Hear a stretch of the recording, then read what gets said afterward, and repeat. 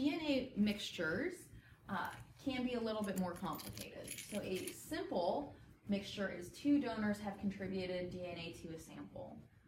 So if you look over here, they're trying to compare a single source, which is just the victim, to one other perpetrator. Now, it says major and minor, meaning that when they're getting the sample, both people's DNA are in it. However, because it's coming from the victim, their DNA might have higher peaks because you're getting more of their DNA in it. Whereas the perpetrator might be a minor contributor, meaning their DNA is just less in the sample. Complex means that there could be multiple contributors. So this is where there might be very, very small or trace amounts of someone's DNA in a sample, but it's still there. Or that the sample was degraded, so you're not seeing other contributors to that sample. So let's talk a little bit about this graph and the differences that you're going to see in this graph when it's being interpreted.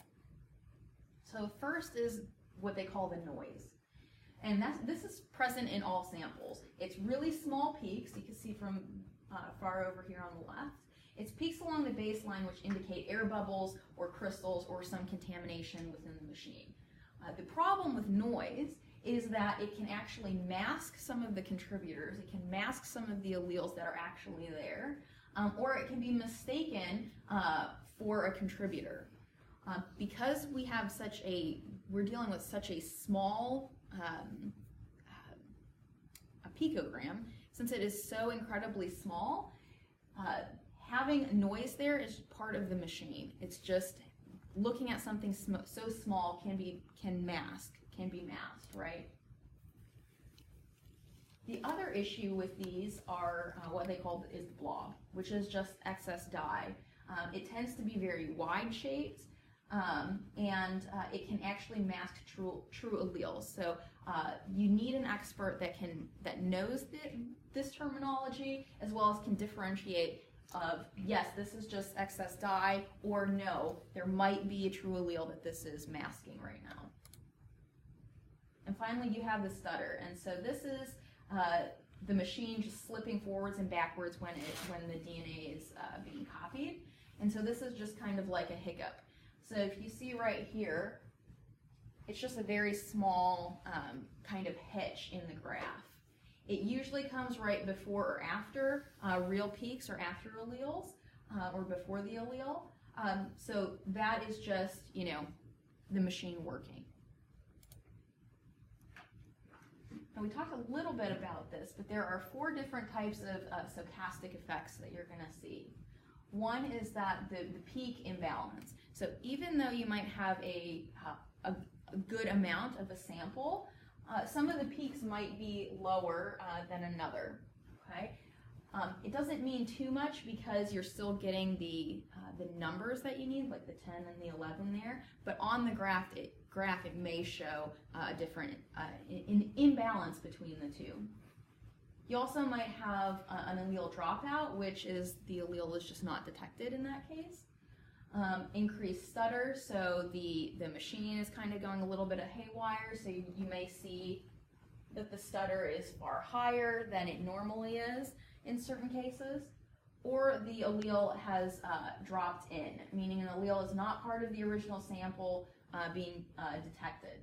This often happens if there's contamination, or if someone else's DNA, like the handler, the technician, their DNA or some sort of dust gets into the machine, there might be like a false allele that it shows.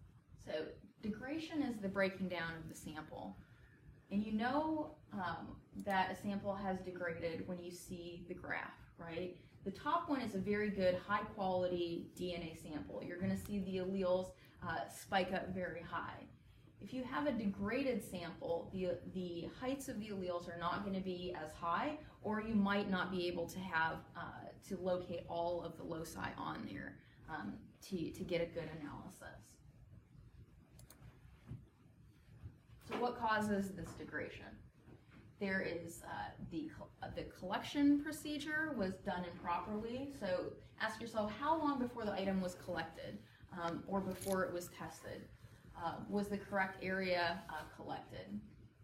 What about its storage? It has to stay out of direct sunlight. So if the sample was in direct sunlight at any point, whether it was outside in the environment before anyone got to it, or this was something from the lab where they accidentally put it next to a window and there was direct sunlight, that could degrade your sample so much.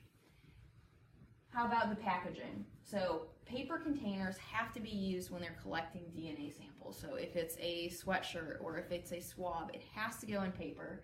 If it goes into any sort of plastic, that's where bacteria is going to harbor, and it's going to contaminate your source, or your sample, excuse me.